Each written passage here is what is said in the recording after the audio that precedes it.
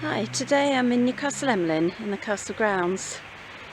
I just thought I'd show you around. I'm on my own today and I'm on my way to work, and I'm also using a new camera, so we'll have to wait and see how it turns out.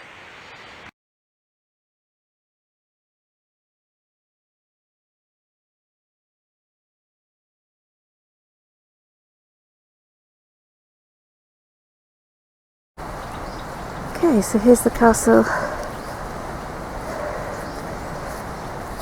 I'm going to take a walk up into the castle itself. Although there's not that much left now, it's actually been the site of many battles. The ground's a bit rough here. Fantastic view of the river. It's really lovely.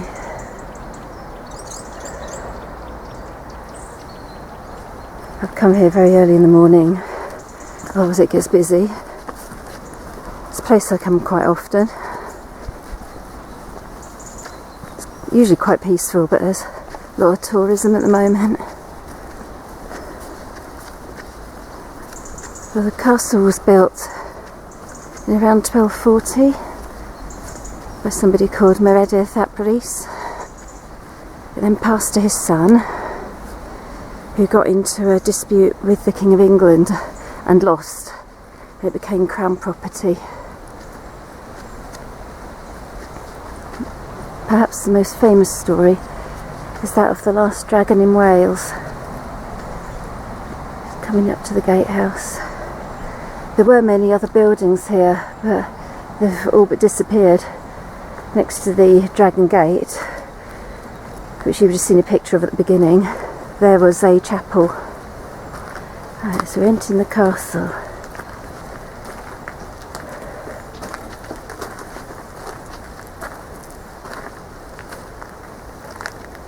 I'll tell you the story. Many years ago, a wyvern, which is a type of a dragon like a serpent, landed on the castle walls and filled the townsfolk with terror. Everyone was panicking until one brave man had an idea. He waited until the dragon was sleeping, and then he threw his red cloak into the river.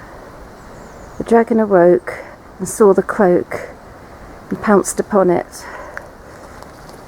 And the man jumped into the water afterwards, and depending on which version you read of the story, either speared it or shot it. They say the water ran dark with poison and all the fish died, but the dragon was dead. And look back through here towards the town and the Dragon Gate.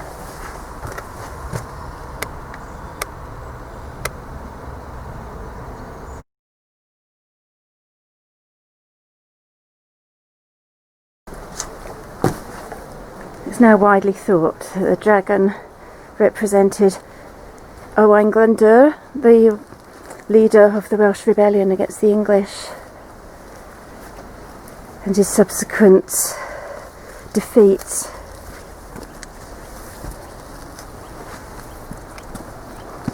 I kind of like to think there was a dragon.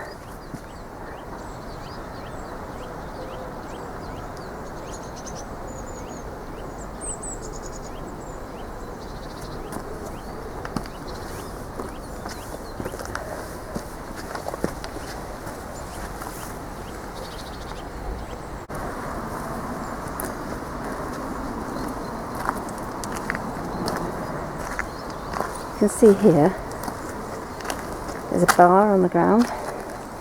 I think that is probably where the dungeons or cellar is, and it's blocked off.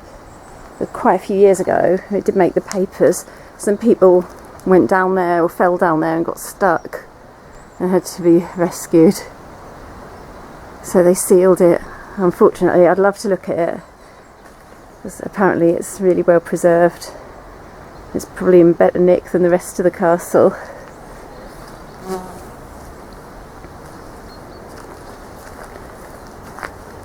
The castle played a part in the British Civil War between the royalists and the parliamentarians.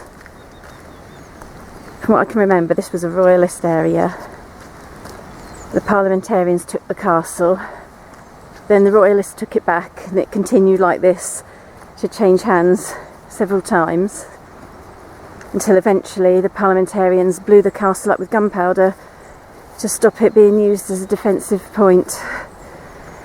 And that's why it looks like it does today.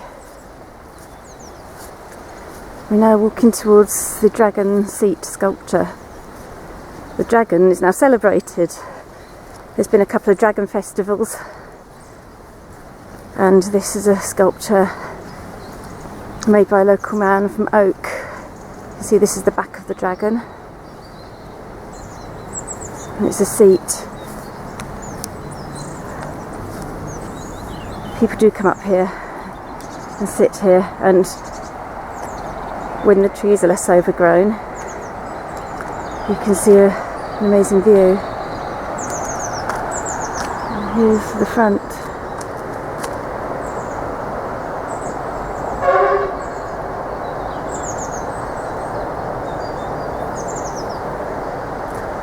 You can see the dragon story depicted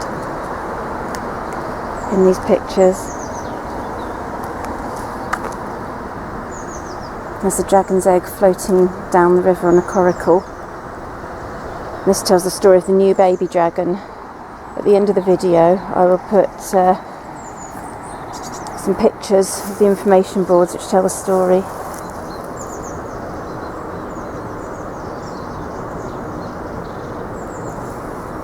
Because with the dragon festival came the birth of a new baby dragon and the return of the dragon to Newcastle Emlyn. There's a picture of the dragon hatching, and you can read mosaic with dragon oak in castle wall. Our town will prosper for one and all.